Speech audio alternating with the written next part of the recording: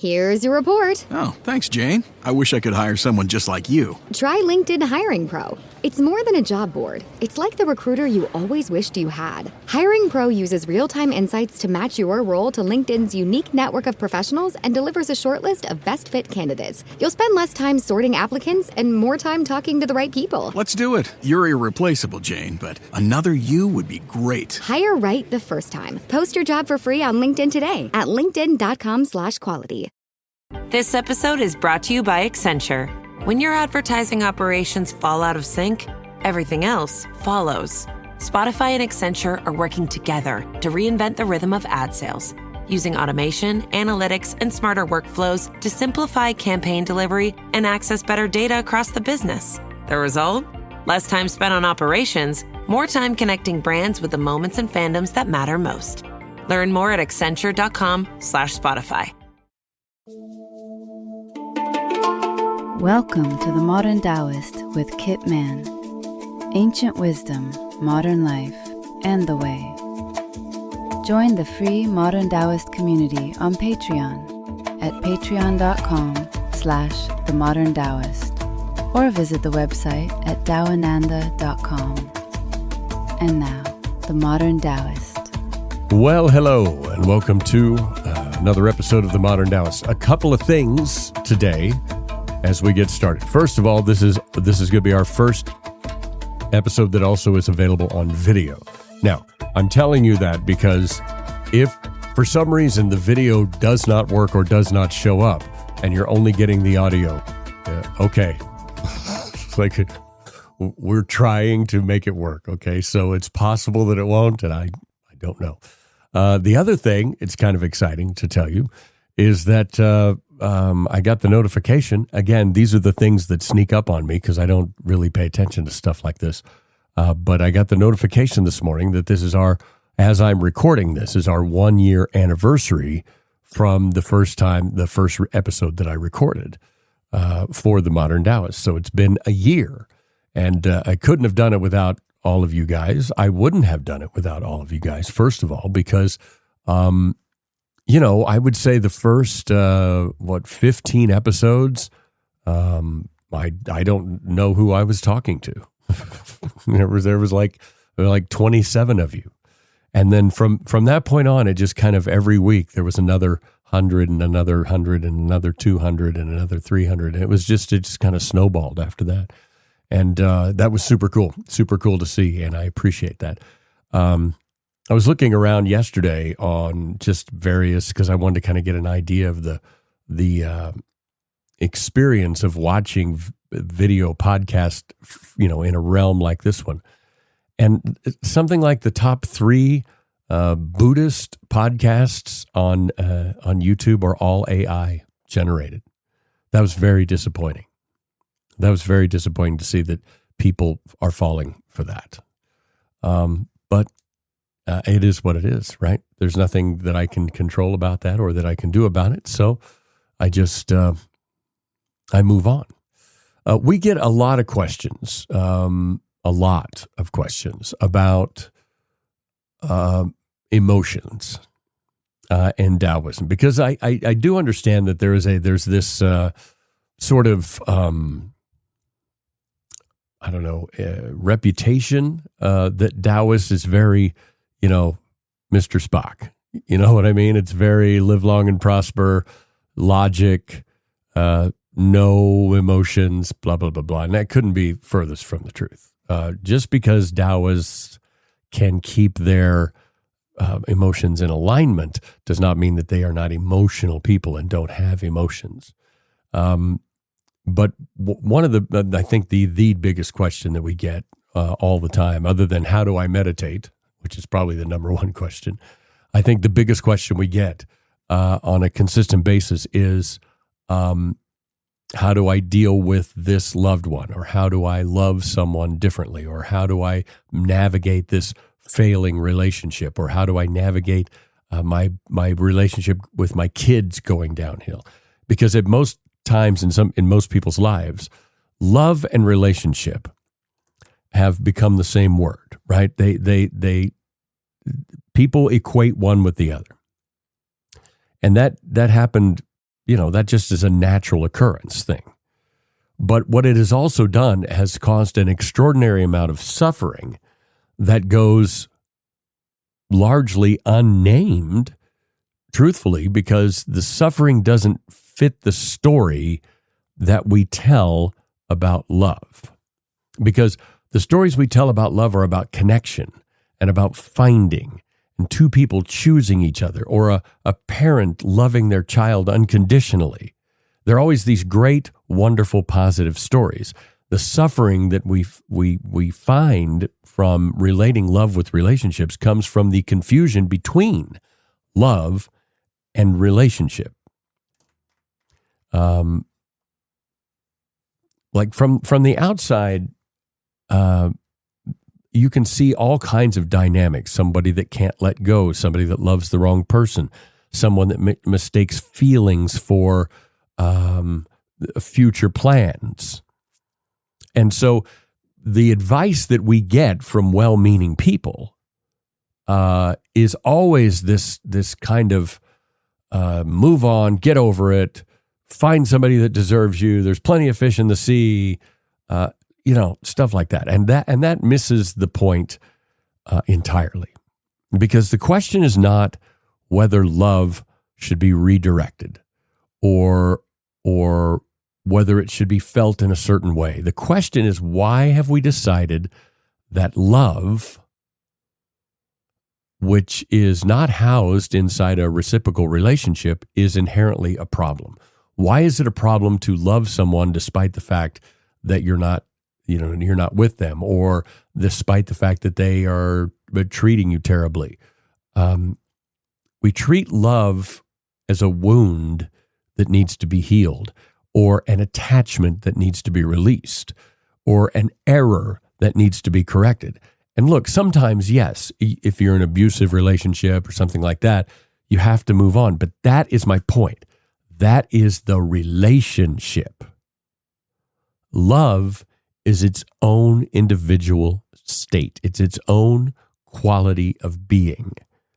But we have reduced love to mean relationship. We've reduced love to a transaction that requires a certain amount of input from both parties.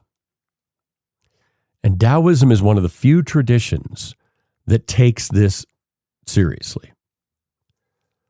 As a genuine philosophical position about what love actually is, where it lives, and what it requires in order to be real. The answer is considerably less, lack of a better word, comfortable than the version of love that we know. But it is considerably more freeing, I can tell you that. Because the version of love most people are taught from the time you were a tiny little baby is relational. Love is something you have for someone and that you give to someone, and someone has a response that's built into the definition.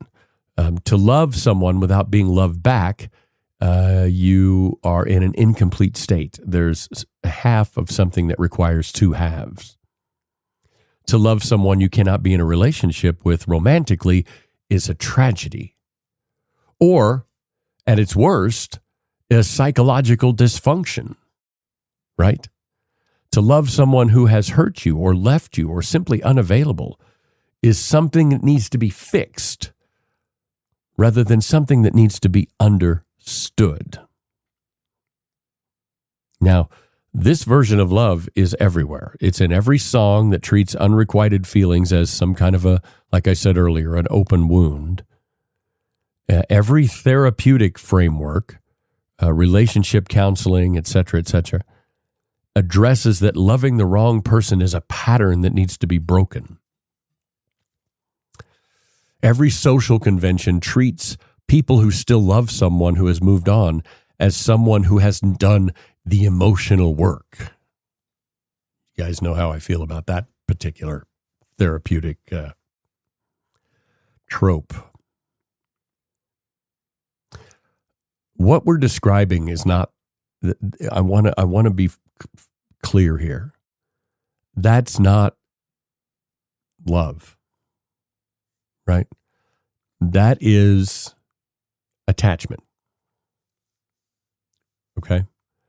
Attachment and love, two different things. Attachment is relational. Attachment requires an object, a structure, a reciprocal arrangement, something to hold on to, a deal, a contract, a vow.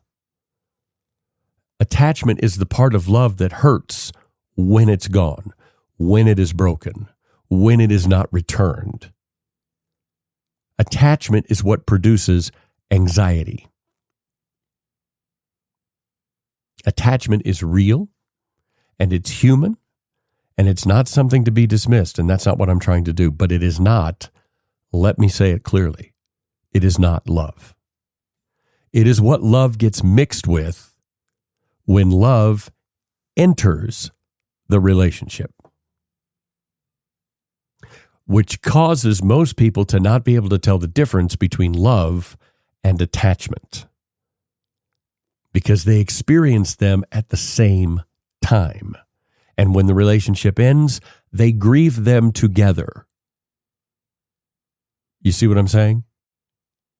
And they never think to ask whether the love itself, forget about the attachment, forget about the relationship, forget about the need to be confirmed. They start questioning whether they still love that person or whether that person still or ever did love them. Right? If love is truly a state of being that exists between two people, the love cannot disappear based on the lack of attachment. It can't, or it wasn't love in the first place. All right? And a lot of us are not honest enough with ourselves when we are in these kinds of romantic relationships. What I'm talking about now, we'll get on to other kind of relational things in a minute, but most of us are not honest enough with ourselves to admit that they still love someone who they haven't been attached to. Because then, if they love someone, then they're betraying themselves or whoever they're in a relationship with now, because love is being lumped in. Glumped? Is that a word? Love is being lumped in with relationship. All right? And that's where this thing gets confusing, and that's where it causes a lot of damage. A person ends a relationship and is then told by friends and therapists and general wisdom and culture and songs and movies that they need to stop loving that person. Stop loving them. Stop loving them. That continuing to love them is a sign that you are an idiot. You have unfinished emotional business. You're nuts. That's not how it works. Love isn't a symptom that needs to be cured. And the cure is always, here's the cure, they say, oh, just stop feeling it. Oh, okay, I'll just stop. I'll just stop feeling love. Can you do that? No, of course not. These kinds of things are where we have gotten sideways as human beings. I'm not saying the advice is right all the time. Of course, there are issues. Attachment that keeps a person from moving forward with their life, that's a problem. But the assumption underneath it, that the love and the attachment are the same thing, that's what causes the harm. Because you can detach from someone easily. Well, maybe not so easily sometimes, but you can detach from someone. But to say you just need to stop loving them, that's not how love works. That is not, you don't get to voluntarily have emotions. You can voluntarily pretend to have emotions. You can have the performance of emotion, but you don't get to voluntarily turn emotions on and off. That's not how emotions work. Because deep inside, there is something there that you are ignoring. Love does not require relationship.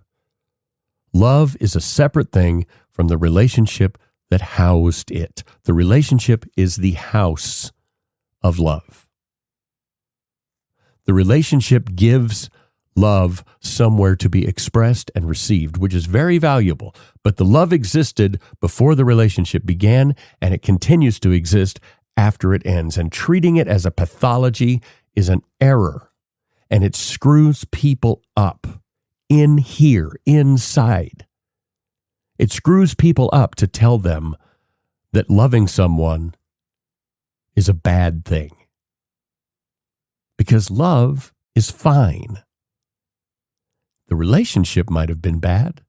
The attachment might have been bad. The circumstances might have been bad. But it is never a bad thing to love someone. Enable them? Bad. Right? Put up with nonsense? Bad. Allow yourself to be abused? Bad. But the love is not the problem. Think of it, let's move to a Taoist way of thought, of nature. This is how Lao Tzu describes loving someone as a weather system, as something that moves through you, has its own conditions, its own state of being. If you're outside in the storm is not dependent on the behavior of you. Love is not dependent on the behavior of the person you love. When it rains, the rain does not require the ground to appreciate it. The rain is simply the rain. The ground is going to respond as it responds. It's either going to absorb or reject. The rain's going to fall. It's going to keep falling. It's going to do what it's going to do. Love is the rain. Love is going to do what it's going to do. If it falls and gets rejected, okay. If it falls and gets absorbed, okay. But the rain is not going to change based on whether the ground says yes or no. And I'm not talking about the physical act of love. I'm talking about the emotion. This is where we get so many things confused. We have the physical act of love, the relational act of love, the transactional act of love. Those are all three different things. I'm talking about the emotional, deep wellspring of feeling that we have named love. We've all experienced it in some way. The love for a parent who died before your relationship was repaired. The love for a child who has become estranged and will not receive your love. The love for a friend who has moved on with their life. They may have been in your life for a little while, now they've moved on, and you still think about them, and you have this kind of a warmth with nowhere to go. We have determined that that is holding on to something that shouldn't be held on to. Right? Lao Tzu describes love as the deep parental quality of love. In chapter 67, describes love as one of the three treasures, specifically not relational in the transactional sense. It is described as a quality of the person rather than the quality of the relationship. Something that is present in the sage regardless of how it is received. Love flows outward and is not required to flow back. Love is not a scoreboard. We don't keep account of what we give and what we receive. That is relationship. Love is a state of being. A state of being that Taoism holds as the highest form. Love that requires reciprocation is always, to some degree, conditional. Not in the I will only love you if you love me back sense, but in a deeper sense, that the continuation of the feeling is bound to the continuation of the response. I'll continue to give you love if you give me love in return. That is not love. When the response changes, the feeling changes, not love. When the relationship ends, the feelings end. That's not love. It may be the highest form of like you have, but if you can turn it on and off, it's not love. It can fade. It can go into the background. You can be divorced for 15 years and not see that person, but there's still something in the background if there was love in the first place. Because the love that I'm talking about, the true meaning of it, is something you can't argue with. Because every argument somebody could put forth to me about this, I'm going to be able to say that's relationship, that's transaction, that's circumstance. To most people raised in the romantic tradition of love,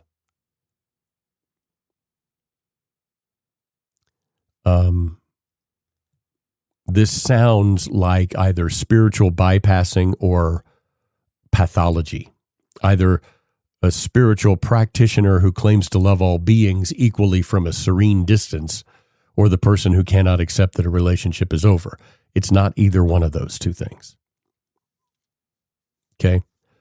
I'm not talking about love everyone on the earth because the earth is wonderful. I'm not talking about that stuff. I'm talking about the recognition that love and relationship are two different things. They can exist together. They can exist apart. But love does not become less real or less genuine in the absence of the relationship. Now, this applies to places other than romantic love, right? I brought it up a minute ago, but let's do it again. Think of someone who you have a relationship with and it goes sideways. Maybe it's a parent and that person dies. And the relationship is over in the most final possible sense. But your love for them does not end. It continues. Sometimes it intensifies because that's what grief does. Right? The love is separated from everything that it was entangled with, and you can still feel the love, even though that relationship has no chance of coming back. Okay? We talk about this in context of parents and children who have become estranged, or parents or you and your siblings who maybe you don't speak anymore, or you've had an argument, or they are quote unquote high maintenance, or you are quote unquote high maintenance. Whatever the situation, you don't have a relationship with your siblings anymore, or your children, or your parents. But the love is still there. Sure, maybe you can't stand them. Love and like, not the same thing. I can love someone intensely and not want to be in their presence at all. By the same token, there can be people that I love being in their presence all the time because they're just cool people. But I don't have a love relationship with them. If they disappeared tomorrow, I would be like, all right, see ya. We need to realize and try to, as Taoists, we need to embrace the differences between our emotional state and the house that emotion is in. Right? Relationships that ended not through death, but through choice, through estrangement, through simple fact that two people's lives moved in different directions, or that one person was a banana head and screwed stuff up. The love is still there. It still continues. It may get stuffed down deep. It may get buried. It may not ever be brought up again. But there's still love. Because love is a state of being that has nothing to do with the relationship. The practical consequence of confusing love and relationships is that people spend, and here's where we get into what we hate about. Well, hate's a big word, but what we try to avoid in Taoism, and that is the spending of energy that simply causes our situation to become worse. Piling pain on top of pain, piling layer on top of layer on top of layer. People that confuse love and relationship spend this enormous amount of energy trying to manage those layers. They stay in situations that they should leave because they believe leaving the situation means losing the love. Or they return to people who have hurt them because the love is still there and they can feel it, and it feels like a reason to go back. They suppress their own limits and their own needs because the relationship requires it. Because the relationship feels like a container that love needs to have. None of this is necessary. The love does not live in the relationship. The relationship is the place where love can express itself, but it's not the only place. And when the relationship is no longer serving the person, whether it's become a container that is damaging rather than nurturing, or when staying is costing more than leaving, the love does not require the person to stay. The love can stay. The relationship can end. These are not the same events. Same thing if you have, like I said earlier, problems with a parent or a sibling. Sometimes, in order to keep our health, we have to detach from them. Whether it's our physical health or our mental health, sometimes we have to detach from them. But that doesn't mean we have to stop loving them. And it doesn't mean that we have to stop worrying and caring about the outcome of their life. It doesn't mean you have to express it to them. It doesn't even mean you have to talk to them. This is where we get into the problem in modern psychotherapy, where they're like, well, you just got to talk it out. You just got to talk about it. You need to call her. You need to bring it up. No, you don't. No, you don't. That's relationship. If you want to repair the relationship, then talk about the relationship. But the love doesn't require that. Love does not require permission, but it also does not require access. So if you have a sibling or a parent or a child that is just not in a good place in their life. Maybe they've got some addiction problems. Maybe they've got some violence issues. Maybe they've got some many things going on in their lives that cause them to be an emotional vampire every time they are around. Just because you love them does not mean you have to allow them to have access. Love and access, two different things. The emotional experience of loving someone and then not being around them is hard. I'm not going to pretend it's not. But again, that's a different state of being. That's grief, is what that is. Grief for the story is what that is. It's grief for the story. It's not grief for the person. Grief for the story, for the future that you imagined that you would have with this person, the emotional expectations that never came true, the shape of their life that you thought would turn out differently, the shape of your relationship with them that you thought would turn out differently. That is disappointment based on expectation, and so therefore you grieve, but you're grieving the story, not the person. Underneath the grief, the love itself is often still there. Not diminished, still present if you pay attention and if you're honest with yourself. The freeing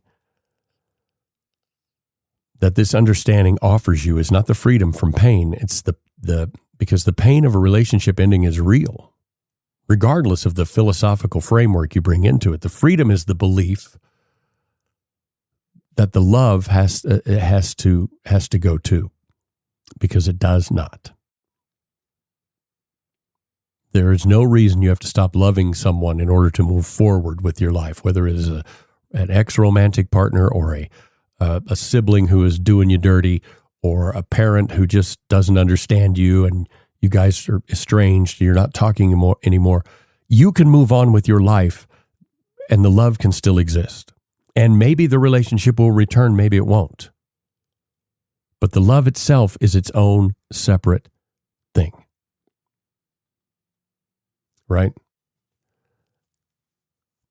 You're allowed to love people that you're not in a relationship with. You are allowed to love people who did not love you back. You are allowed to love people who have hurt you, who have left, who are gone, without that love being a problem that needs to be solved. Love is never the problem. The confusion between love and relationship, that is what causes the suffering. And the suffering lifts, not all at once, but genuinely, when those two things are finally understood as separate. When you can finally understand the difference between love and your relationship with that person, being it romantic, familial, whatever. Love in the Taoist sense is not a feeling. What? Okay. Feelings are responses to conditions. And they change as conditions change. They rise and fall. They're shaped by chemistry and circumstance and accumulated history, etc., etc.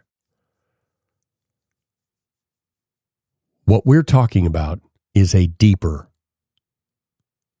non-transactional quality called love. A fundamental orientation towards the well-being of the other person that does not depend on conditions in order for it to exist. And this is what I mean when I say love does not require reciprocation.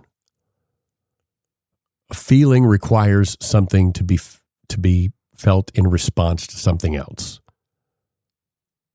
You can be disposed towards another person's well-being regardless of whether they know it, or whether they want it, or whether they are able to receive it, or whether they have earned it in any way.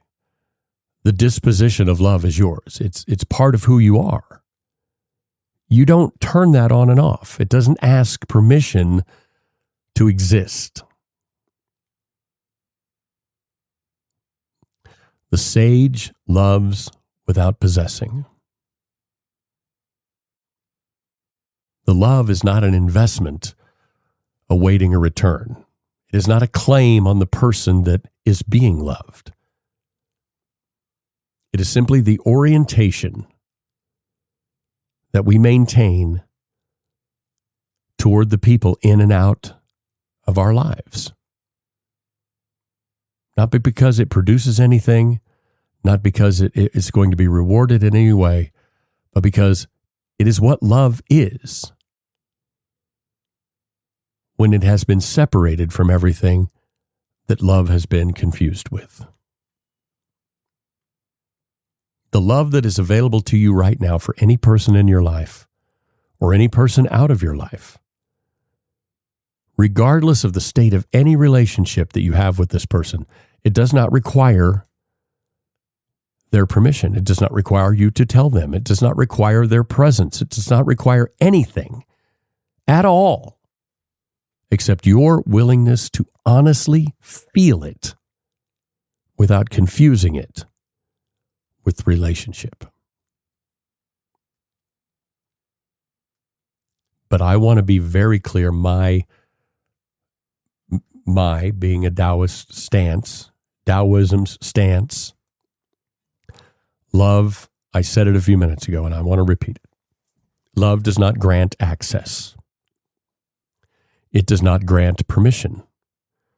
It does not entitle the person who loves to the time and attention and body and resources or emotional labor of the person that they love.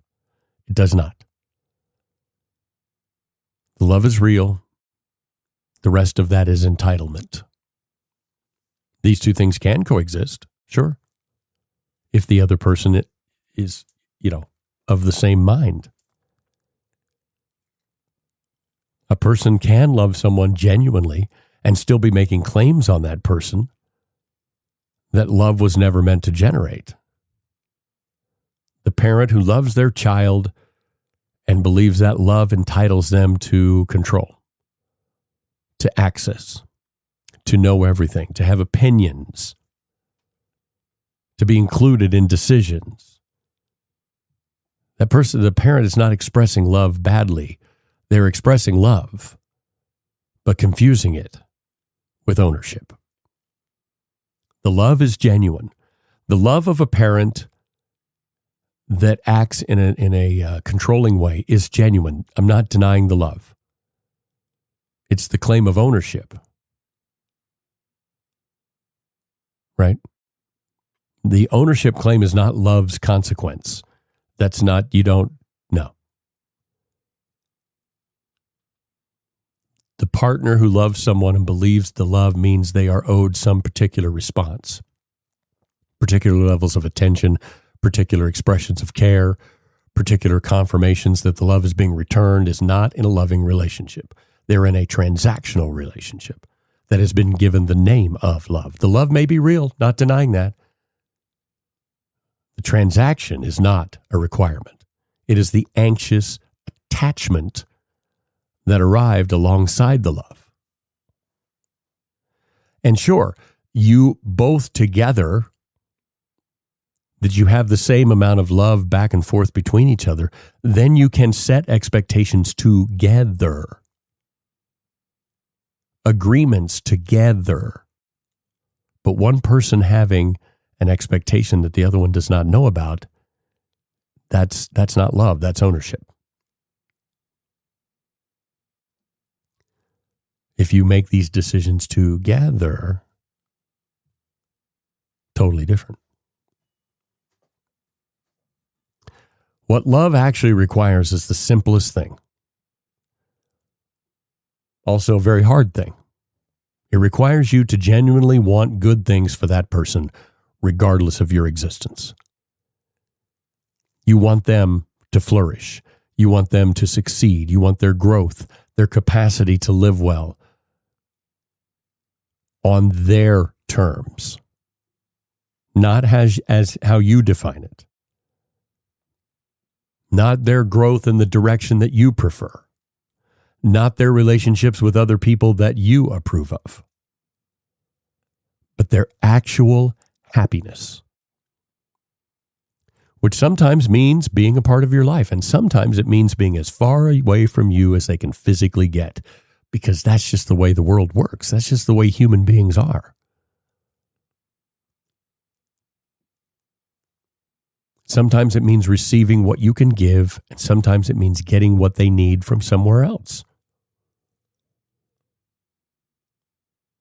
Sometimes looks like the love is being expressed, and sometimes it looks like the love is being rejected. You truly love them. You don't care if they reject it. Not talking about stalking, not talking about creepy. I'm talking about the genuine, deep emotion. You are capable of this. Most people are more capable than they know to understand the difference. We just haven't been taught because we've been practicing it as the same thing for years. But think about this. You still carry love for people that are gone. You know you do. I can sit here, I can give you 5 seconds, and I guarantee every one of you are thinking of 5 people. There are people that have left your life, whether it's through death, divorce, estrangement. You can think of people that you still love deeply. So you have the capacity to know the difference. That love is real. It has always been real. And the fact that you still feel it despite their absence means it was love. So for those of you that are struggling with estranged parents, siblings that have gone off the rails, children that won't listen to a word you say despite the fact that you know what's best, just remember, love does not require a relationship to confirm it. Love is its own separate state of being. Now let's move on to our listener question. We brought it up earlier in the show. Our 2 biggest questions are always about relationships and meditation. And this one comes to us from Randall in Salt Lake City. And in the SLC, he says, Kit, how do you know when you are truly meditating and not just being quiet? Randall, this is a question that many meditation instructors won't address because they can't. So let me give you the honest answer. All right. Being quiet and meditating are 2 different things. And the difference is not obviously obvious. Obviously obvious? Particularly when you're starting out and don't have a reference point for what the deeper state of meditation actually feels like. Being quiet, here's the best way I can describe it. Being quiet is the suspension of external noise. Okay? You sit, the room is still, the phone is away. It's surface. The surface of things have stopped moving. This is a most valuable step. And it's so valuable, in fact, that this is the part that most people screw up on and end up leaving the meditation practice because they don't get enough of it. But in the quiet state, the mind is almost certainly still running, replaying, planning, generating commentary. The quiet outside is not necessarily produced inside. And when I say inside, I mean inside your noggin.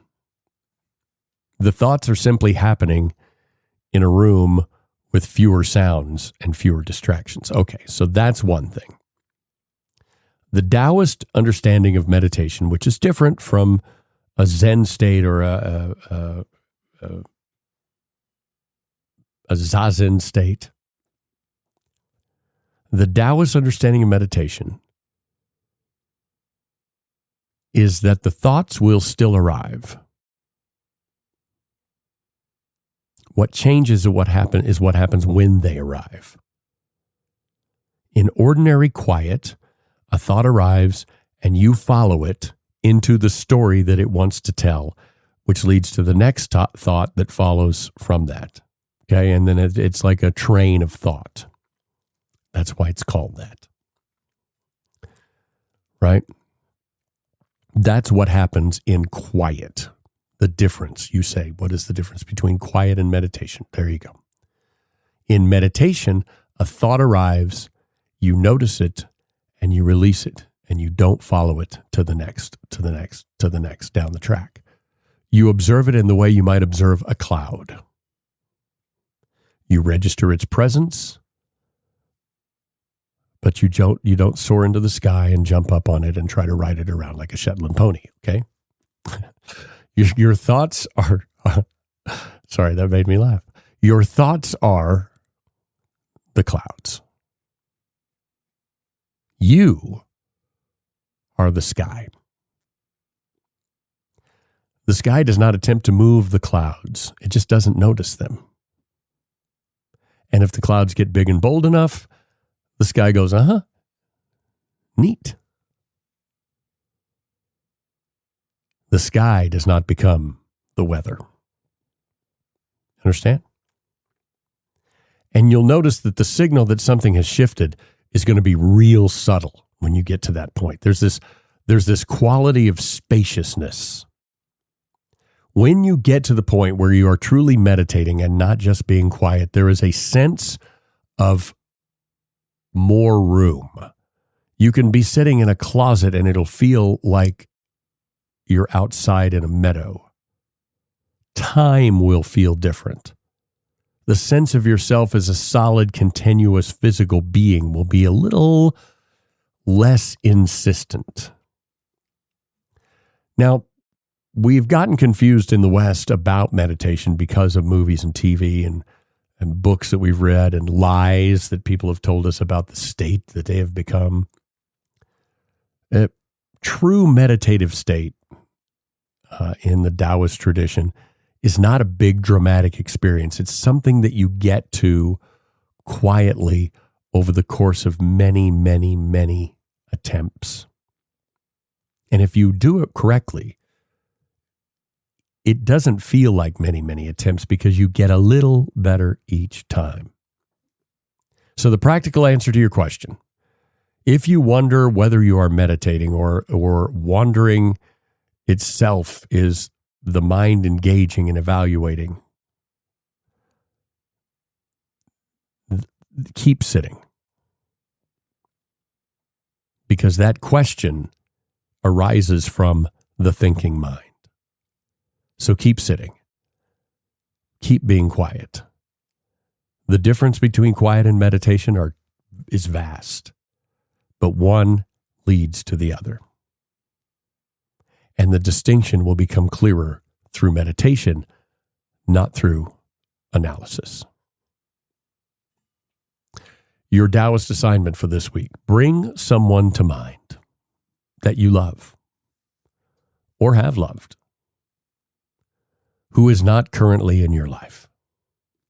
Someone estranged, someone who's passed away, someone who has moved on. Sit with the love. Separate from the relationship. Notice what is still there. Not the grief, not the attachment, not the longing, because that's a tough one, but the love. The quality of care that you have for that person's happiness. If it is there, notice what it feels like and let it exist without requiring anything from it. Without feeling the need to express it, to call them, to email them, nothing like that. Love them without it being a problem, without it being a wound that needs to heal. Love as its own state. That is what this episode was about, not as a relationship. It's not a transaction that requires two people to complete it. It is not a relationship waiting for someone to live. It is a state of being. If this one gave you something to sit with, pass it on. Send it in. If you have a question, send it in. If an idea came up, let me know. Follow us over on Patreon. It's patreon.com/TheModernTaoist. Hopefully the video worked. I don't know. If it didn't, we'll try again next week. If this one gave you something to sit with, as I said, pass it on to somebody that can use it. And until next time, thanks for listening to The Modern Taoist. Thanks for listening to The Modern Taoist with Kit Man. Join the free Patreon community at patreon.com/themoderntaoist and subscribe to the podcast for new episodes every Tuesday and weekend Taoism check-ins every Friday. Visit the website at taoananda.com and don't forget to like and follow us on whatever platform you find us.